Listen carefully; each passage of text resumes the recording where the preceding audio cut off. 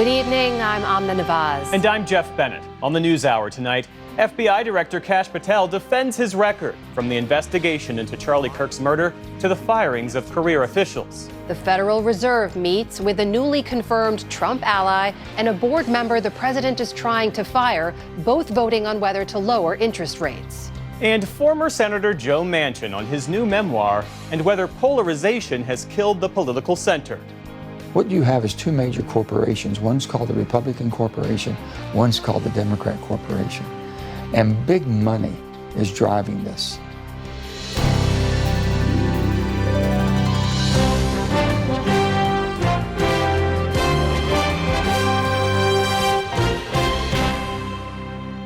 Major funding for the PBS NewsHour has been provided by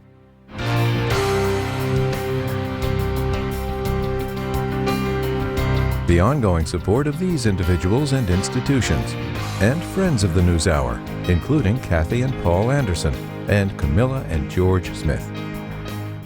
In 1995, two friends set out to make wireless coverage accessible to all. With no long-term contracts, nationwide coverage, and 100% U.S.-based customer support. Consumer Cellular. Freedom calls. Two retiring executives turn their focus to greyhounds, giving these former race dogs a real chance to win. A Raymond James financial advisor gets to know you, your purpose, and the way you give back. Life well planned. Certified financial planner professionals are proud to support PBS NewsHour. CFP professionals are committed to acting in their clients' best interest. More information at letsmakeaplan.org. The John S. and James L. Knight Foundation, fostering informed and engaged communities. More at kf.org.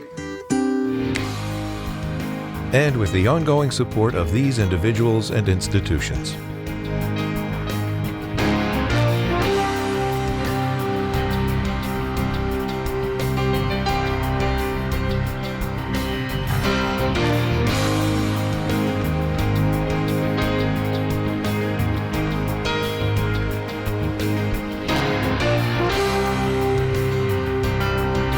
This program was made possible by the contributions to your PBS station from viewers like you. Thank you. Welcome to the NewsHour. Prosecutors in Utah have charged the man accused of shooting and killing conservative activist Charlie Kirk with aggravated murder, a crime punishable by death if convicted. The suspect was arraigned in court late this afternoon. Meanwhile, across the country on Capitol Hill, FBI Director Kash Patel clashed with Democratic senators on his handling of the Charlie Kirk investigation and on his leadership of the agency. Our White House correspondent Liz Landers starts off our coverage tonight. Tonight, the suspected killer of 31-year-old conservative activist Charlie Kirk potentially faces the death penalty. I do not take this decision lightly. Local prosecutors charged 22-year-old Tyler Robinson with aggravated murder, a capital offense. Charlie Kirk was murdered while engaging in one of our most sacred and cherished American rights, the bedrock of our democratic republic, the free exchange of ideas. Robinson was also charged with felony discharge of a firearm, punishable by life in prison, as well as other crimes, including obstruction of justice and witness tampering. Law enforcement revealing new messages between the suspect and his roommate, both handwritten and over text. Prosecutors reading them aloud. The roommate looked under the keyboard and found a note that stated, quote, "I had the opportunity to take out Charlie Kirk, and I'm going to take it. I had enough of his hatred. Some hate can't be negotiated out." You affirm that the testimony you're about to give before this committee will be the truth, the whole truth, and nothing but the truth, so help you God. All this comes as FBI Director Kash Patel today defended the investigation of Kirk's killing and his handling of the Bureau's affairs in a fiery Senate hearing. that It is tears my this country time apart. to address There should be a your unifying- falsehoods. Oh, You are an you can try embarrassment all to the you division want in this country. to not take It is my responsibility time. for what You you had have your said. time. Sir, you're Your making a time is mockery of this over. committee. Sir, you don't tell me my time is over. That particular issue was when Director Patel prematurely announced a suspect was in custody the night of Kirk's killing. Patel posted less than 2 hours later that the person in custody had been released, and officials had to make clear that the gunman remained at large. Mr. Patel was so anxious to take credit for finding Mr. Kirk's assassin that he violated one of the basics of effective law enforcement. At critical stages of an investigation, shut up and let the professionals do their job. I put that information out. And then when we interviewed him, I put out the results of that. And could I have been more careful in my verbiage and included an A subject instead of subject? Sure, in the heat of the moment. Before departing for a UK state visit, President Trump said he has full faith in his FBI director. Kash, if you take a look at what he did with respect to this horrible person that he just captured. He did it in 2 days. Patel today also faced questions about recently firing senior officials who have since sued him, accusing him of illegal political retribution, part of a broader personnel purge of the president's perceived enemies in law enforcement. The only way people get terminated at the FBI is if they fail to meet the muster of the job and their duties. And that is where I will leave it. Those are allegations. And that is an ongoing litigation. So they'll have their day in court. So will we. Patel has faced growing scrutiny over his leadership, taking criticism from skeptical Senate Democrats that he is the right person to help lower the national temperature in a time of heightened political violence. Let's be clear. Republicans are not Nazis, and Democrats are not evil, as Mr. Patel has claimed. But not all Democrats leveled criticism on the director. Minnesota Senator Amy Klobuchar tried to connect by invoking recent deadly shootings in her state, the politically motivated assassination of State House Speaker Melissa Hortman and her husband, and the shooting at a Minneapolis Catholic school that killed 2 young children. Especially it relates to my friend. In a moment of empathy, Patel vowed to work with Congress on gun violence prevention. Minnesota has suffered untold tragedy in these last few months. And whatever creativity we can use to eliminate even just one shooting, one horrific death, I am in favor of engaging with Congress fully to do. So don't give me this both sides. If we want Other senators turned up the temperature and pointed blame for political violence not on guns, but on ideology. The facts are plain and clear, and we have to speak truth in this moment, or there's no other side of the mountain. The vast majority of Americans are against political violence, but there is a vocal, active minority that encourages and celebrates it, and that minority is overwhelmingly on the left. Senator, tell us. The last word in the room from retiring Republican Tom Tillis, begging both political parties to reflect on their rhetoric. I'm just saying that there are people out here on our side of the aisle that still need to look in the mirror. Patel's hearing really covered a wide range of issues, but one theme that kept reemerging, violence in America. He's trying to reassure both Democrats and Republicans that his agency is prepared to handle those challenges as it continues to investigate the Charlie Kirk murder.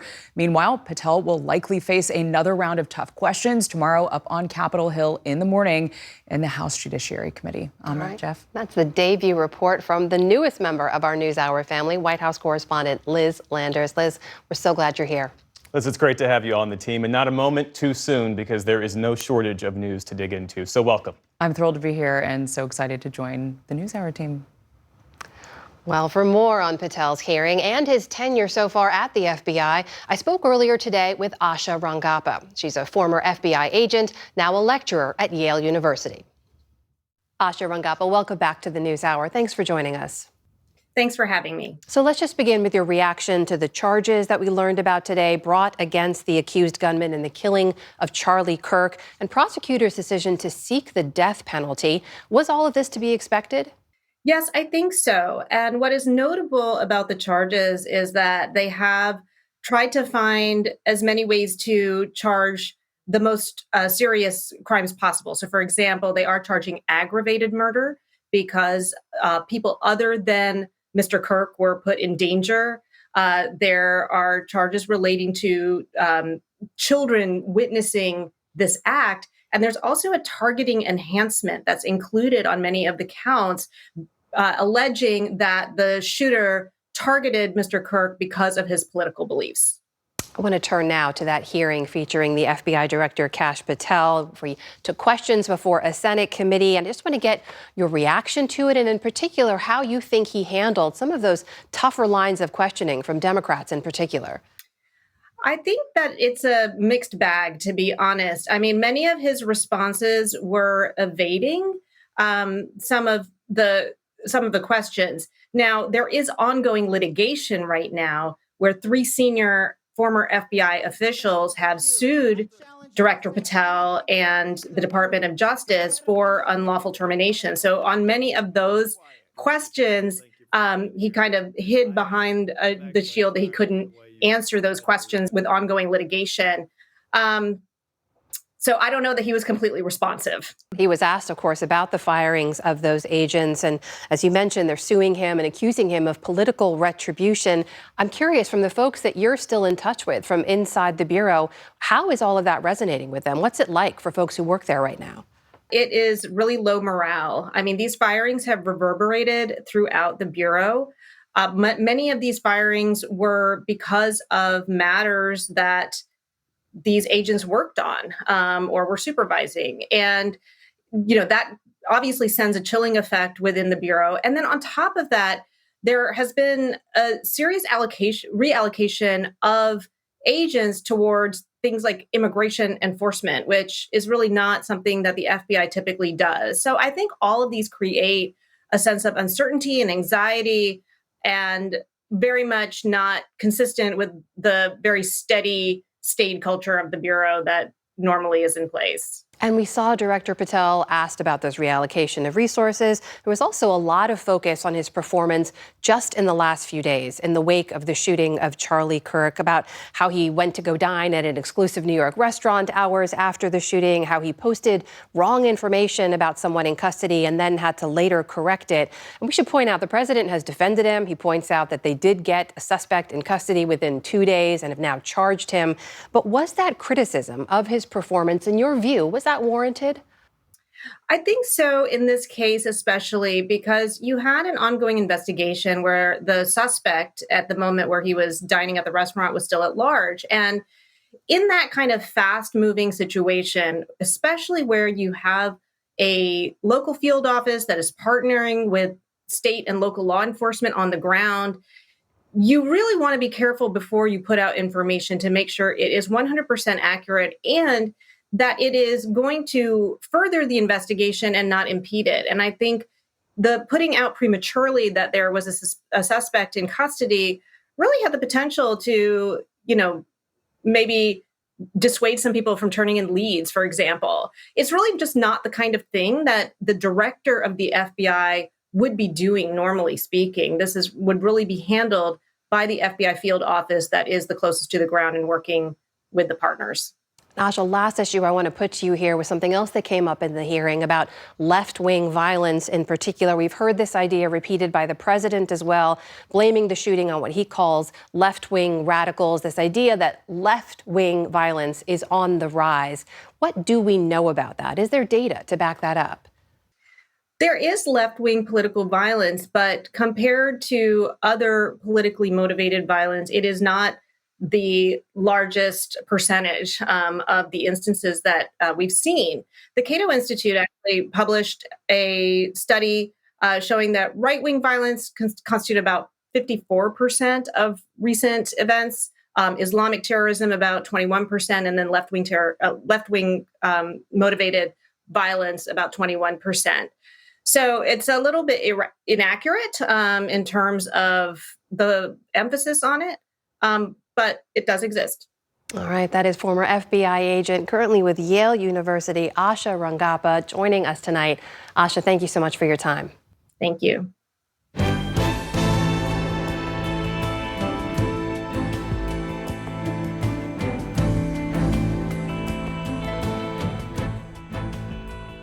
We start the day's other headlines in New York. A judge there dismissed terrorism charges against Luigi Mangione in the killing of United Healthcare CEO Brian Thompson. The 27-year-old appeared in a New York court this morning. He still faces second-degree murder charges in the state following the shooting of Thompson last December on a Manhattan street. In his decision, the judge wrote that while Mangione was clearly expressing an animus toward the healthcare industry, it does not follow that his goal was to intimidate and coerce a civilian population. Mangione has pleaded not guilty. He also faces a federal case where prosecutors say they plan to seek the death penalty. President Trump is in London tonight for his second state visit to the United Kingdom. Upon arrival, Mr. Trump and the First Lady were greeted by American and British officials, including a royal representative. King Charles III will welcome the president to Windsor Castle tomorrow, and Prime Minister Keir Starmer will host him for talks later in the week. Starmer is hoping to finalize terms on steel and aluminum tariffs. Before leaving the White House today, President Trump offered few details on trade and instead focused on his relationship with his royal hosts. They'd like to see if they could get a little bit better deal, so we'll talk to them. But primarily it's to be with Prince Charles and Camilla. They're friends of mine for a long time, long before he was king. Also, during that Q&A with reporters, President Trump took issue with a question from an Australian reporter who pressed him on financial conflicts of interest. That is it appropriate, President Trump, that a president in office should be engaged in so much business activity? Well, I'm really not. My kids are running the business. I'm here. In my opinion, you are hurting Australia very much right now. And they want to get along with me. You know, your leader is coming over to see me very soon. I'm going to tell him about you. You set a very bad tone. That was just one of several tense exchanges with journalists in recent days as President Trump continues his long-running battle with the media, and as the New York Times is pushing back against a $15 billion defamation lawsuit filed by President Trump. The suit cites a number of articles and a book written by Times journalists, saying they were part of a pattern of intentional and malicious defamation in the lead-up to last year's election. A Times spokesperson said the case lacks any legitimate legal claims and instead is an attempt to stifle and discourage independent reporting. President Trump also sued the Wall Street Journal in July over its reporting on his ties to the late financier Jeffrey Epstein. In the Middle East, Israeli forces unleashed a long-threatened ground assault to seize the center of Gaza City today. The Israeli military released unverified footage showing the offensive, saying it aims to, quote, destroy Hamas military infrastructure. During an address today, the military's chief of staff also cited the release of hostages as a goal of the offensive, and he insisted that Israel, quote, operates in accordance with international law. We do our utmost to mitigate harm to civilians. On the ground, residents reported heavy strikes this morning. Hospital officials say at least 69 people were killed, including 22 children. Thousands are attempting to flee the city, but hundreds of thousands more remain behind, wondering where to go. The situation in Gaza, even if you want us to be patient and to endure, there is no water or charity kitchens, no food, and no life. Tell me, how would you want me to be steadfast? Should I die? What do they want from us? We have been dying for 2 years. Leave us alone. Enough. Israel's offensive comes as the UN's Human Rights Council accused Israel of committing genocide in Gaza. In a report today, a team of independent experts commissioned by the council called on the international community to fulfill their legal obligations under international law to end the genocide and punish those responsible for it. Israel rejected the report, calling it distorted and false. Back here at home, President Trump today extended the deadline for shutting down the social media app TikTok for a fourth time. That's after reaching a framework deal with China to keep it operating. Meantime, on Wall Street today, stocks drifted lower ahead of tomorrow's Fed rate decision. The Dow Jones Industrial Average slipped 125 points on the day. The Nasdaq lost around 15 points. The S&P 500 pulled back slightly from recent records. Still to come on the NewsHour. In the wake of Charlie Kirk's killing, we delve into online subcultures the suspect appears to have joined, how the Trump administration is pushing back against wind power, and a look back at the life of legendary actor Robert Redford. This is the PBS NewsHour from the David M. Rubenstein Studio at WETA in Washington, and in the West from the Walter Cronkite School of Journalism at Arizona State University.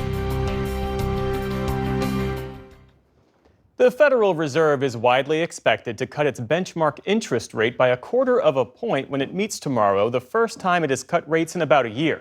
But the meeting has also been described by those who watch the Fed as the strangest and most unprecedented meeting in many years. And that's due to the changing membership of the board and because of the heavy political fire from President Trump as he seeks more control over the Fed.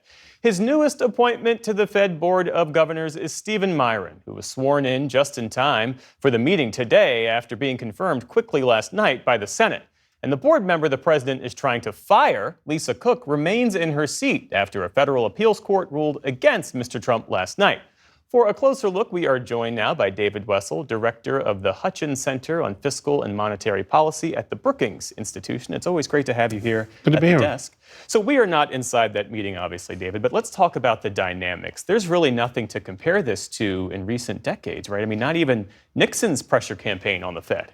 No, absolutely not. This is really, I think we're wearing out the word unprecedented in this Trump administration. But as you say, there's a governor who was sworn in just less than an hour before the meeting began, and a governor who is there only because the appeals court ruled in her favor at the last moment. So it is unusual. I'd love to be in. Some of these FOMC meetings, the Federal Market Committee, are probably boring. This is one I would like to have seen. Like Stephen Miron has said in an interview with the Wall Street Journal that I may not be the smartest guy in the room, but I think I'm the most annoying guy in the room. So I wonder whether he's keeping his mouth shut or speaking up. And as you mentioned, Lisa Cook's future isn't settled yet. The president has indicated he's going to appeal to the Supreme Court in his effort to remove her. If he's successful, what would the ramifications be? Well, there are two ramifications. One would be it would be an assault on the independence, the political insulation of the Federal Reserve.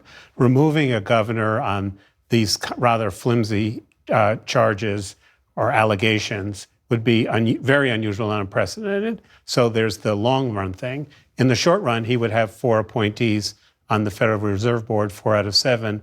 That would give him a majority. And a majority of the board could begin, if it chose, to fire some of the regional Fed bank presidents. So it's a big deal.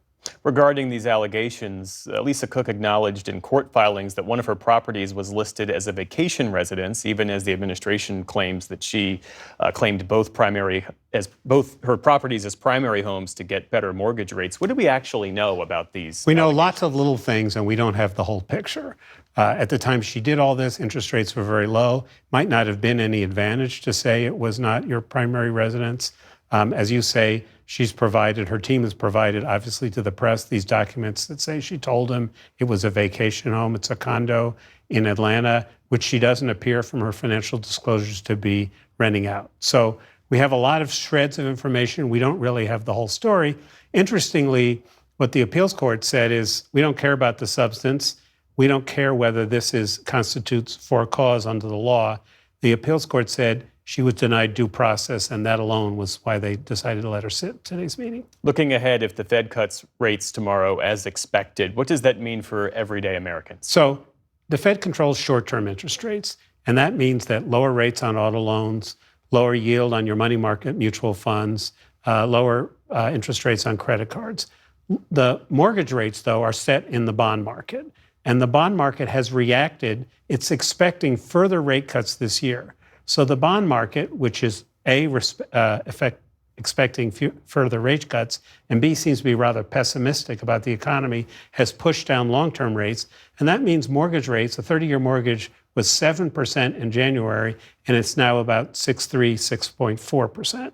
Is that why the last time when the Fed cut rates, mortgage rates actually ticked up, but now they've already come down in advance of this meeting? Exactly. So lots of things determine what goes on in the bond market, but what we see now is the markets are anticipating that the Fed will cut interest rates twice more this year and then maybe even more in 2026. So that's why this is different. The last time it wasn't seen as a series of cuts. What are you going to be paying attention to when Jay Powell speaks? A couple things. One is we will get the Fed's projections, Fed officials' projections. So we'll see whether they expect to cut twice more in the year.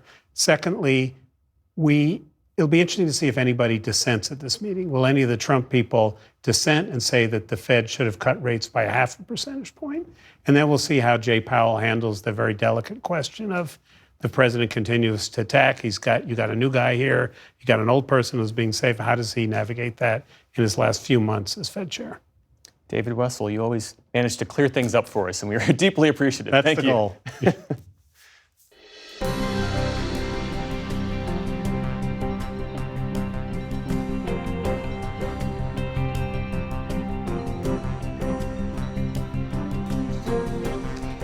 As investigators continue to seek answers about what drove the young man accused of killing conservative activist Charlie Kirk, conspiracies about who he is and what he believed are flourishing.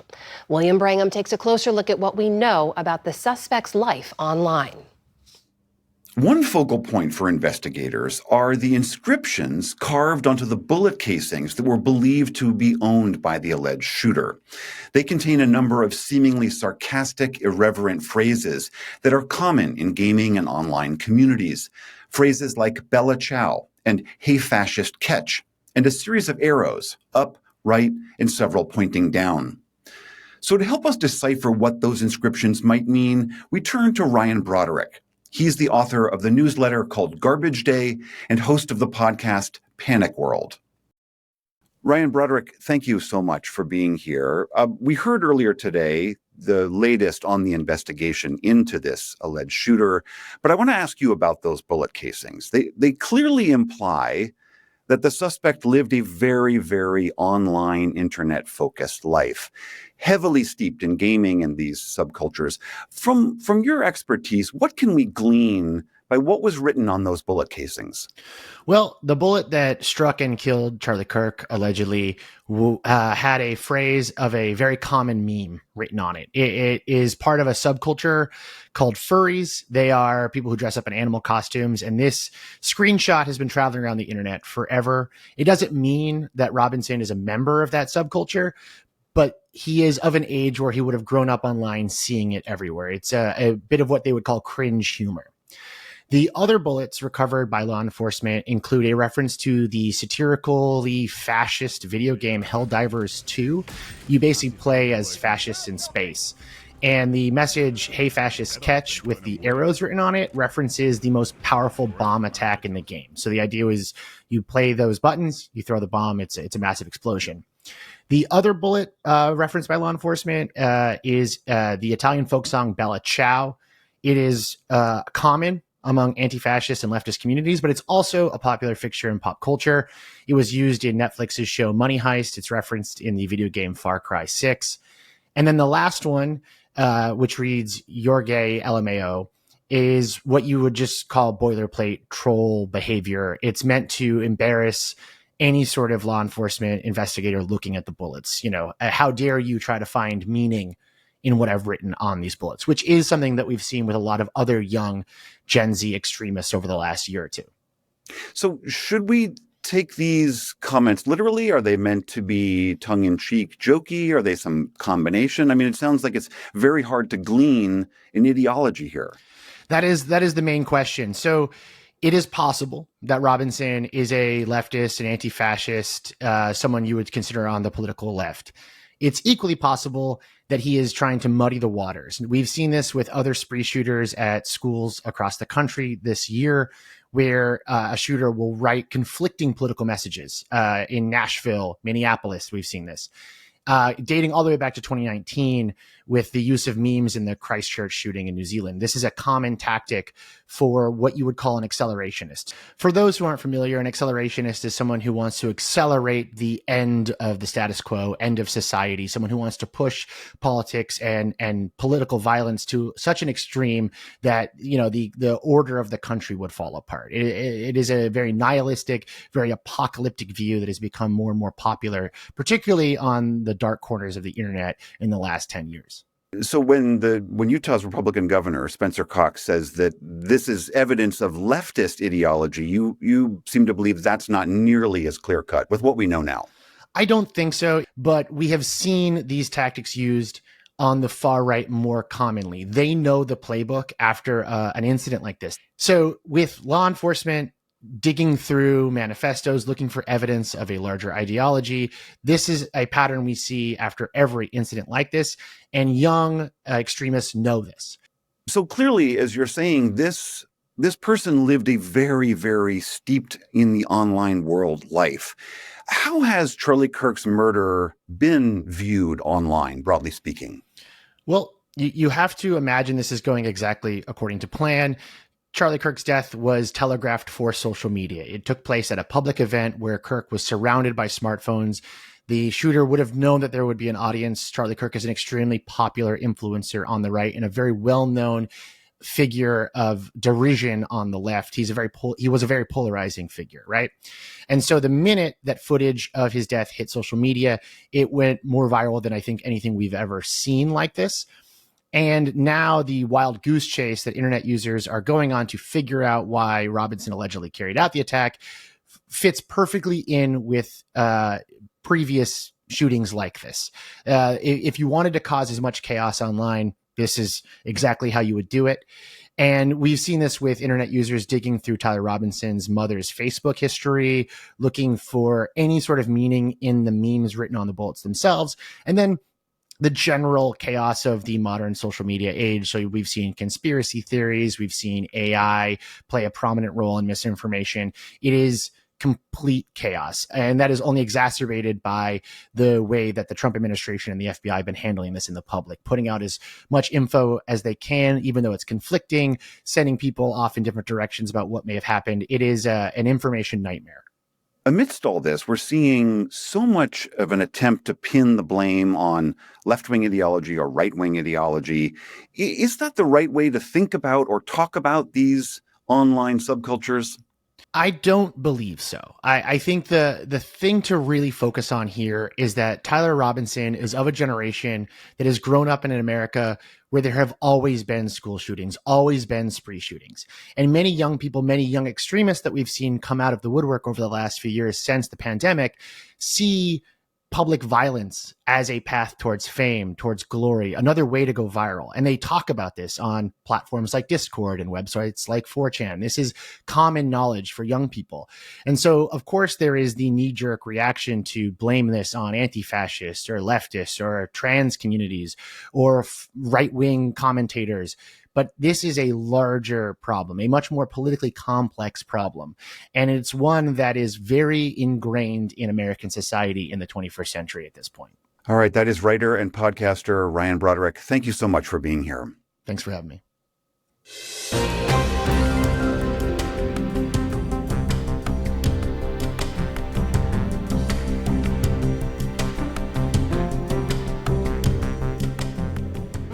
From his roots in West Virginia to his pivotal role in some of Washington's biggest battles, former Democratic Senator, now Independent, Joe Manchin built a career on bucking partisan lines and pushing for pragmatism over ideology. In his new memoir, he recounts untold stories from the Senate, interactions with the White House, and outlines a vision of leadership rooted in what he sees as principle and collaboration. The book is dead center in defense of common sense. Former Senator Joe Manchin joins us now. Welcome back to the NewsHour. Good to be with you, Jeff. You know, in reading this book, you are far tougher on Democrats than you are on Republicans. You paint Democrats as the main driver of government overreach and dysfunction. Was that your intention in writing this book? Offering a rebuke of your own former party? Well, first of all, I've been a Democrat my entire life up until last year. The only people I caucused with were the Democrat. And I saw the dysfunction, and then basically I couldn't take it anymore. So I can only give you a synopsis of how the Democrats like me leave. Now, since the November election, 160,000 plus more have left the Democrat registration. And I would like to tell all of my friends, Democrat friends, that you've got to figure out what your core is, your base.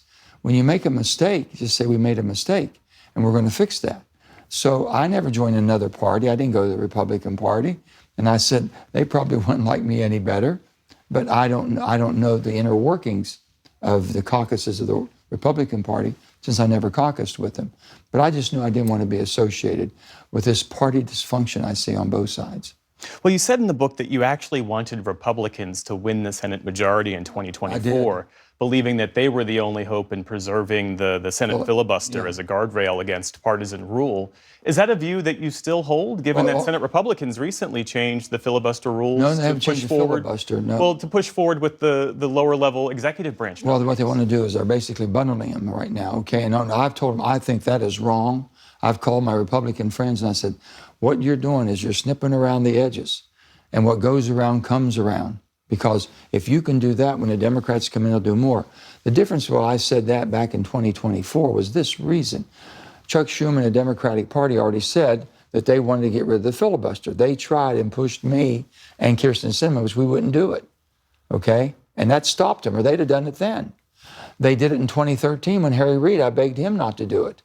And I said, when you do that, you'll rue the day you did.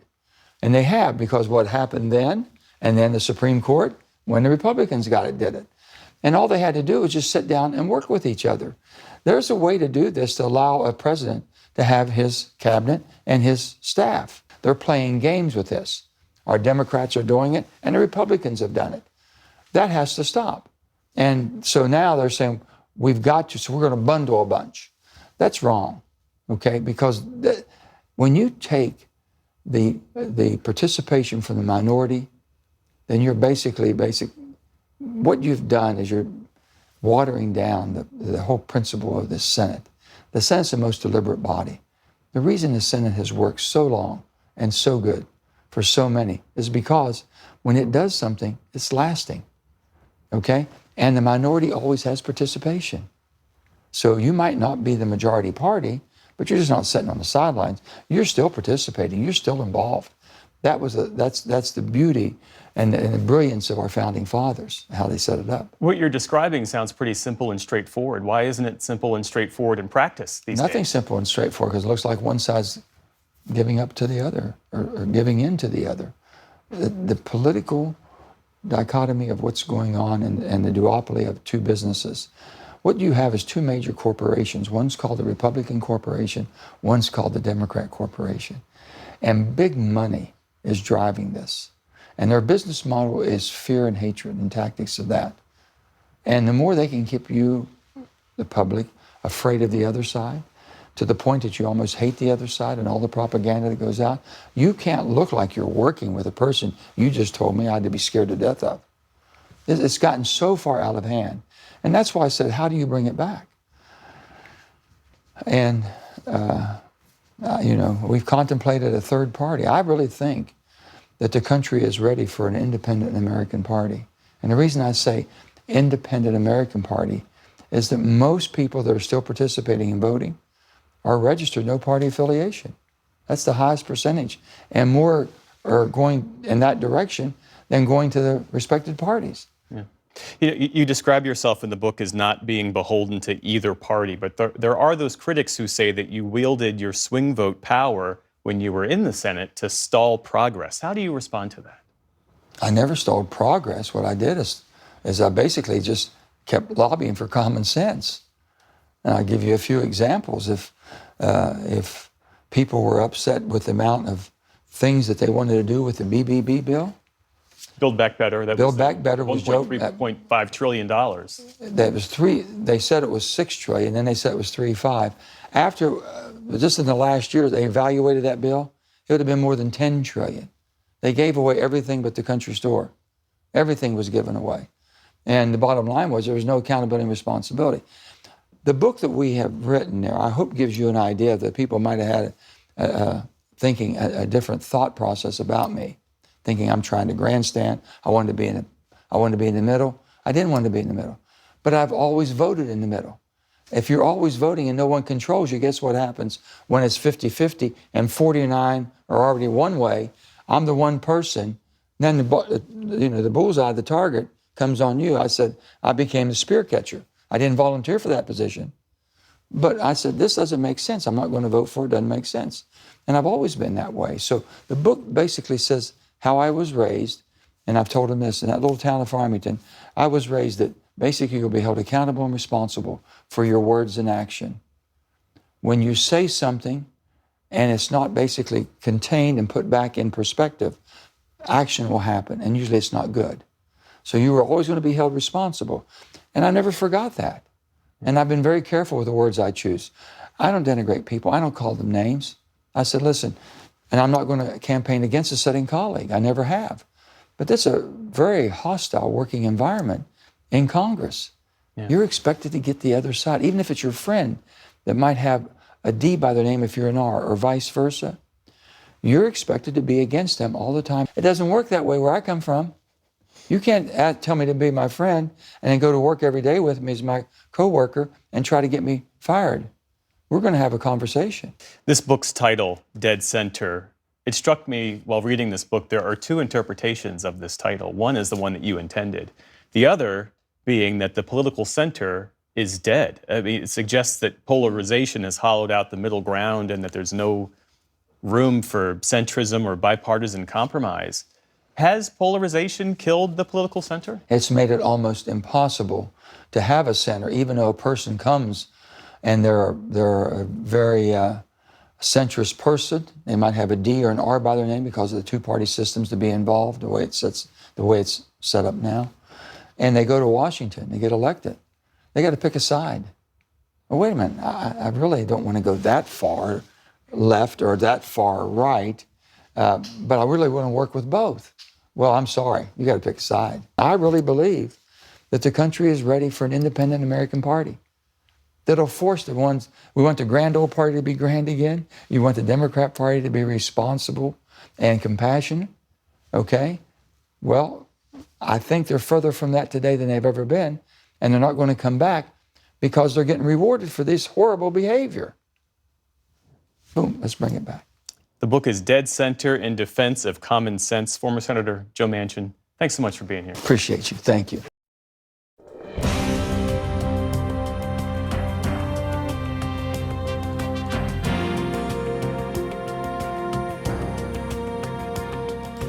Now to the latest on President Trump's war on wind power.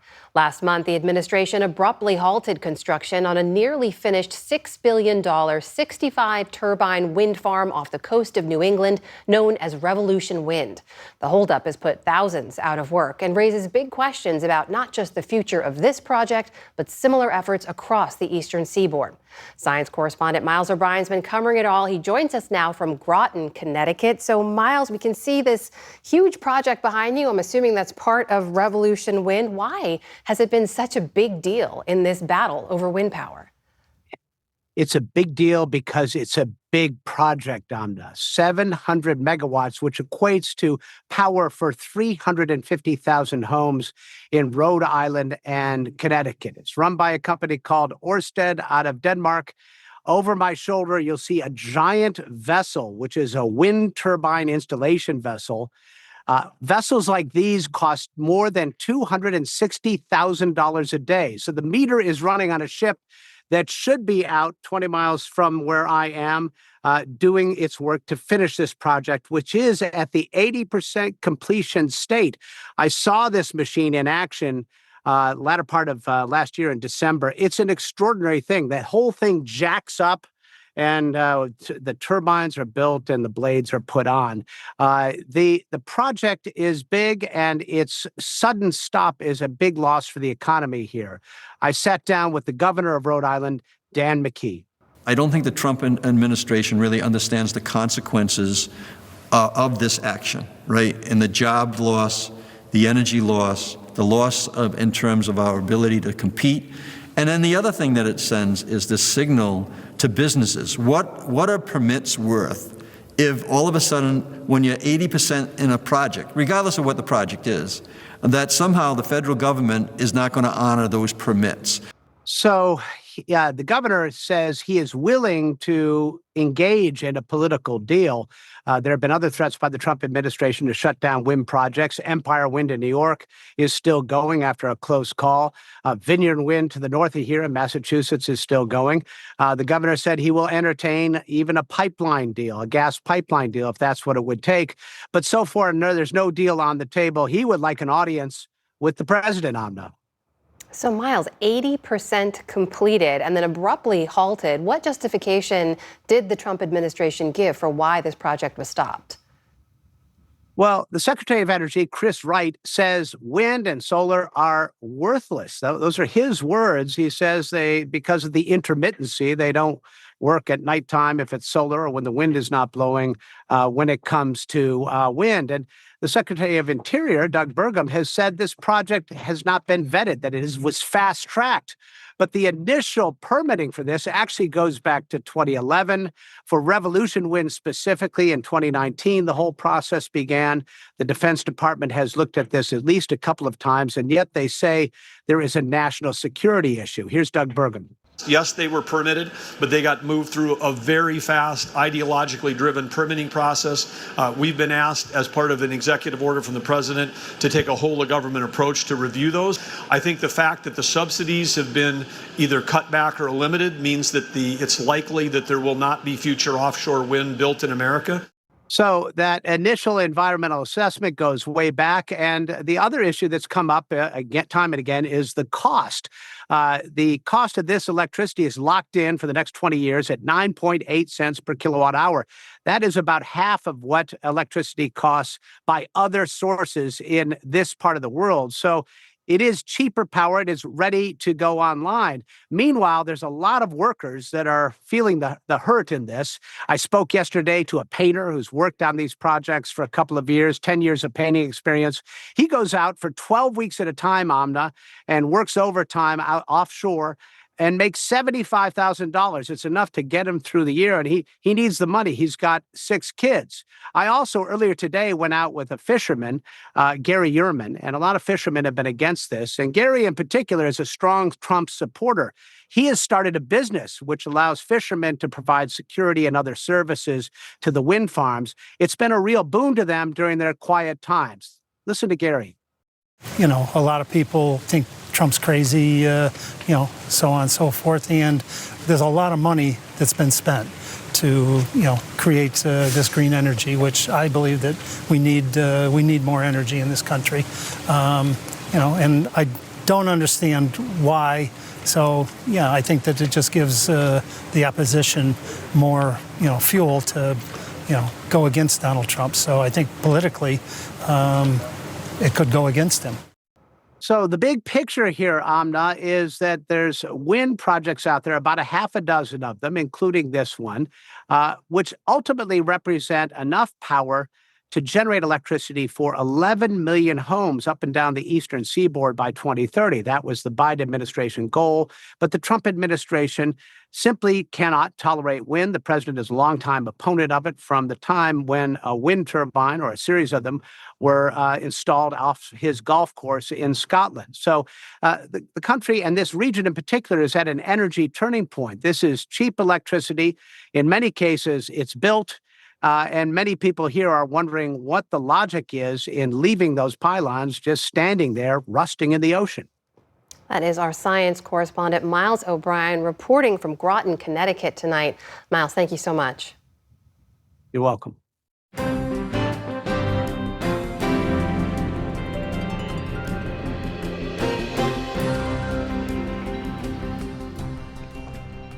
Robert Redford, a screen legend, filmmaker, environmentalist, and tireless champion of independent voices in cinema, has died. Revered for his magnetic presence on screen in classics like Butch Cassidy and the Sundance Kid, The Sting, and All the President's Men, Redford's legacy is as much about art as it is about integrity. Senior arts correspondent Jeffrey Brown has this remembrance. Get away from me. Why? I want to fight him. He had the looks, the charisma, the talent. Robert Redford was one of the biggest stars in Hollywood history, appearing in more than 50 films, directing others, and using his fame to promote causes dear to him, the environment and independent filmmaking. In 2018, he reflected on his life and work when I sat down with Sissy Spacek and him at the Toronto International Film Festival to talk about their film, The Old Man and the Gun, which Redford had announced would be his last leading role. If I told you, you probably wouldn't want to see me again. Who said I was going to see you again? Would you? The first project I ever did, to tell you how my beginning was a Perry Mason TV show back in 1959. It looks like you put up a little fight. What's that? Looks like hair from a wig. and the title was The Case of the Tortured Toupee. I still don't know what that meant, but anyway, that was my first job. But you remember It went uphill that. from there. His first triumph came on Broadway in 1963 with Neil Simon's Barefoot in the Park, a role he brought to the screen 4 years later opposite Jane Fonda. Paul, if the honeymoon doesn't work out, let's not get divorced. Let's kill each other. Let's have one of the maids do it. I hear the service here is wonderful. We'll jump. Like hell we will. Major stardom came in 1969 as the Sundance Kid, a sly, charming outlaw, partner to Paul Newman in Butch Cassidy and the Sundance Kid. From there, fans can reel off a list of favorites. Among them, in 1973, The Way We Were with Barbra Streisand, and The Sting, again with Newman, for which Redford received his one and only Oscar nomination for acting. This is Bob Woodward of the Washington Post. 76, as journalist Bob Woodward to Dustin Hoffman's Carl Bernstein, breaking news of the Watergate scandal. Our faith in ourselves and our faith in our country. Other standouts, The Candidate, The Great Gatsby, 3 Days of the Condor, The Natural. Redford also stepped behind the camera in 1980. His first effort, Ordinary People, about a family grieving the loss of a child, won Oscars for Best Picture and Best Director for Redford. I can't stand it. I really can't. Well, don't then. Go to Europe. Later films he helmed included A River Runs Through It in 1992 and Quiz Show in 94, which also earned nominations for Best Film and Director. Redford, who was born in 1936 in Santa Monica, California, traced his path back to his childhood and the magic of going to the movies. I grew up in a lower working class neighborhood, and so the only entertainment we had, there was no television at that time, it was radio, that you would walk to a local theater and see a movie. And so what I remembered was the joy of leaving this life you were forced to lead and go into a room that was suddenly dark with a lot of people that you knew sitting there with you. And all the lights would go down, then something would come on the screen that was fresh and new that took you out of where you were. I think that made a strong impact on me, the value of that, which I think is why I was eventually drawn to film. Beyond the big screen, Redford became known as a passionate environmentalist, taking up causes especially in his adopted home of Utah. And his most lasting legacy may be the Sundance Institute, first born out of his effort to preserve land, later transformed into a haven for independent filmmakers, home to one of the world's leading film festivals for documentaries and dramas. We are here to support the filmmakers. Steven Soderbergh, Quentin Tarantino, Ava DuVernay, just a few of the many filmmakers who first broke through at Sundance before becoming major artists in their own right. You know, there are other stories out there to be told, and they're not being given a chance. How about starting something that you create a mechanism for people to come and not only develop their stories, but then have a place to go? That led to the festival. I just want to say this guy's done more for independent film than anybody that I've ever heard of. Yeah. I think the idea is that if you're lucky enough to have some success, what are you going to do with it? Today, tributes flowed. Filmmaker Ron Howard called Redford a tremendously influential cultural figure. Meryl Streep, a co-star in Out of Africa, said, "One of the lions has passed. Rest in peace, my lovely friend." Numerous other social media posts echoed similar sentiments. Step on it. After playing an aging but still very charming bank robber in The Old Man and the Gun, Redford spoke of coming to the end of his career. When you're thinking about leaving, when you're thinking about having the end of a career in terms of acting, you want to go out on something that's upbeat and fun to do. This movie is a real meditation on aging, is it not? How to age gracefully, what to do as you age. I don't spend a lot of time thinking about that. You don't? I think the character doesn't think about it either. He just goes about what he loves doing. Actor, director, champion of the environment, and independent filmmaking. You're clearly proud of what you created. I am. Robert Redford died at home in the mountains of Utah. No cause was given. He was 89 years old. For the PBS NewsHour, I'm Jeffrey Brown.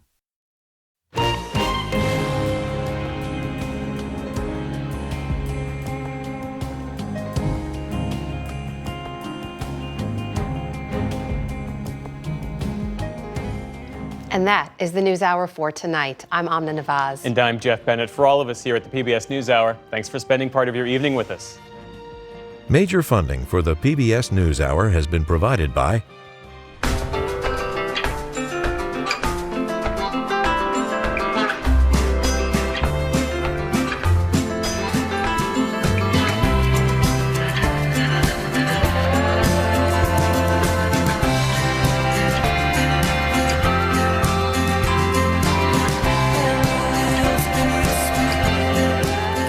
moving our economy for 160 years.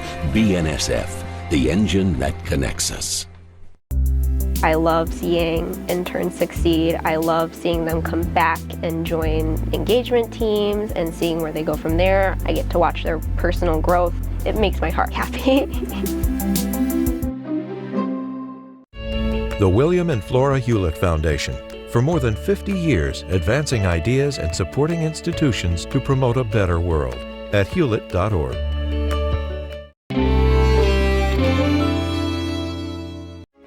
The Charles F. Kettering Foundation, working to advance inclusive democracies. Learn more at kettering.org.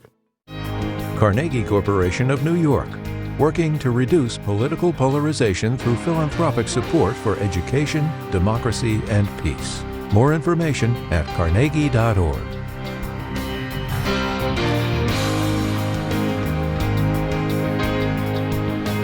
And with the ongoing support of these institutions.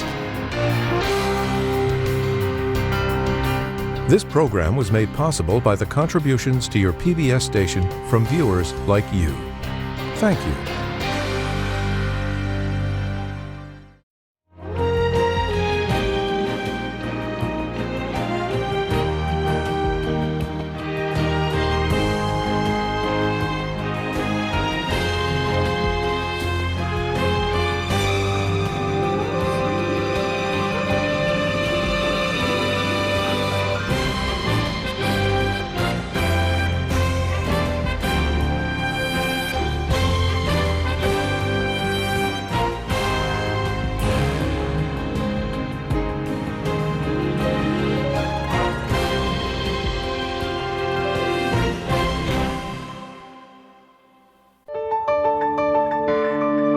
You're watching PBS.